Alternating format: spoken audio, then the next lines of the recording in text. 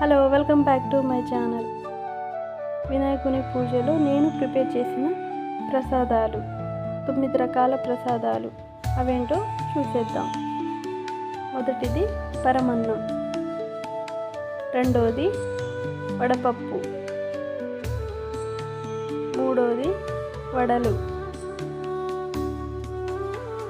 4 పూర్ణాలు, 5 శనగలు,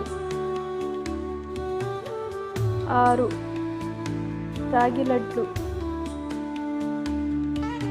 7 పులిహోర, 8 పొడి రవ్వ సేమియా, 9 మోదకాలు.